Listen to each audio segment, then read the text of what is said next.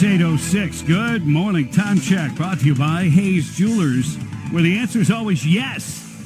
Happy Hub Day, Trump Day, my friends. Greg Cassidy in the studio, and we've got a very special guest standing by.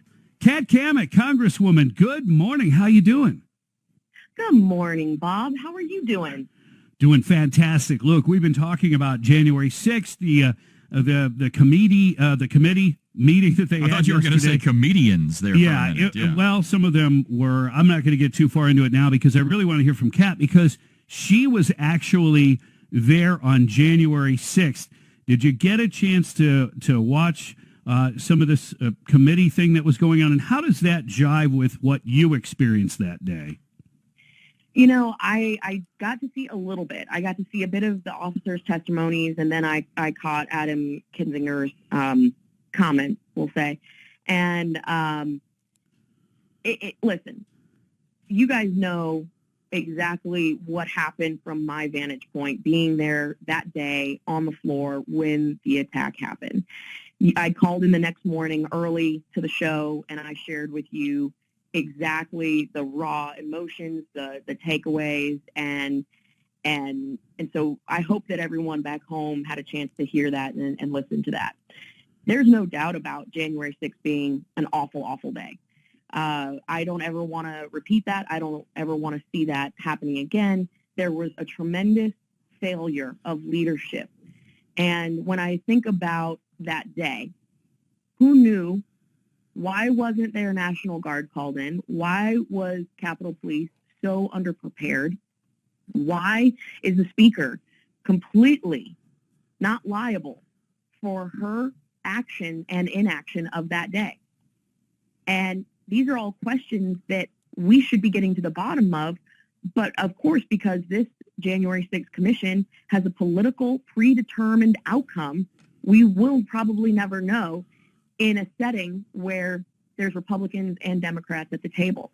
So Republicans, we will get to the bottom of this, and we will share with the American people exactly what happened that day, because only until there is truly 100% transparency and accountability will Americans have faith that this was an attack, it was this, it was that. Like, we need to know those facts. And I've asked several people, I said, why is no one questioning Speaker Pelosi's lack of leadership in this moment? She is actually in charge of Sergeant at Arms. Sergeant at Arms is in charge of security for the United States Capitol. The Capitol Police report to Speaker Pelosi. Being Speaker means that you have the gavel, and when you have the gavel, you have to accept consequences for your actions. And there has been zero accountability for her role in January 6th. There's also been zero accountability or consequences for D.C. Muriel Bowser and her inaction of that day. Why was the National Guard told to stand down? We have it in writing. I can't think of any, I can't think of anyone who doesn't want to get to the bottom of it, but the games that they're playing, pulling Jim Banks, pulling Jim Jordan off of the committee, tells me that they're scared of getting to the truth. They're scared of the facts. They don't want the truth to be exposed because I believe that some aspects of the FBI were involved, some informants were involved. I saw the makeup of the crowd based on some other video, and I can tell you that there were two distinct groups. There were those that were there to peacefully protest who were unhappy with the outcome of the election, and there were troublemakers there, and the troublemakers were a completely different group. They looked different. They tried hard to look like Trump supporters. They tried hard to look like country folks and everything else. In fact, they tried too hard, in my opinion.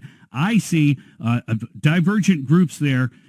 Now, you were inside, so I don't know if you saw the same thing, but did you get a chance to look at the crowd? Because you were at Trump rallies. You were having your own rallies. You know the kind of conservative great folks that would come to those events.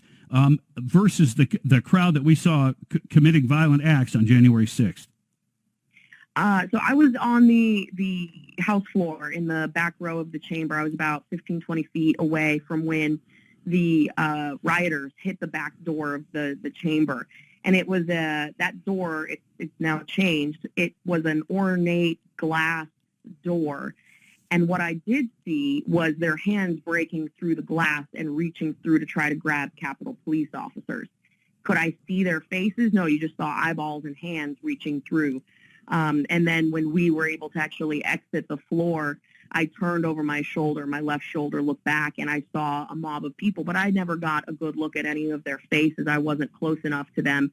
I wasn't more than 20 feet away, but I mean, you can't really see them through the glass and what it was in the speaker's lobby. But, you know, that's the thing that I think every single American wants to know is what happened that day. We have 14,000 hours of footage from Capitol security cameras. Why has that not been released? Why are we only seeing bits and pieces? Why are we seeing very carefully selected clips? I have seen videos that have been sent to me from Capitol police officers, from staff, from members that were all on the Capitol complex that day. And everyone has a very different story to tell. And I think all of that footage should be available. We should have full disclosure of everything that happened that day. And until that happens, I think we will continue to be divided on this issue. I think the left will use this as a political means to an end of making sure that they keep winning elections. And I think they'll create their own narrative. They already have been about this has nothing to do with Democrat failures of securing the Capitol. They're going to say that this is all about Trump, that Trump incited this, and they're going to go down that path. That's just, again, a narrative that they had predetermined was going to be their story from the word go, which is exactly why in the days following the attack, they didn't want to do the commission.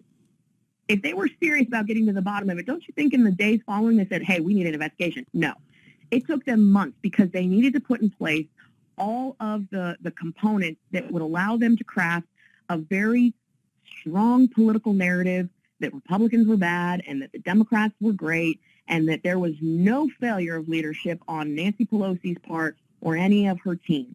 And that is what is truly, truly disgusting, that there were lives lost. And she still, to this day, cannot handle one iota of accountability or consequence for herself or her team. Well, we all want to get to the bottom of it. We hope that that does, and things you're pushing for, releasing the video, et cetera, is good stuff.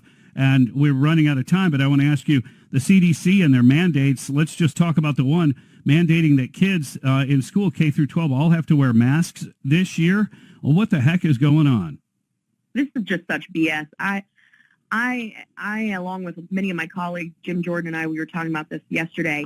We're going to be fighting like hell on this. This is unacceptable. The CDC has been a continual moving target when it comes to the mask issue, vaccines, science. It's all fair game, and it's whatever is politically in their favor that day or that week. They have lost all credibility, and I don't think that the CDC could ever recover from how damaged they have become, how much of a political entity they have become. You know, I just saw yesterday the DCCC, the Democratic Congressional Committee, was putting out postcards and paid advertisements saying, please sign this card and thank Dr. Fauci for his incredible leadership.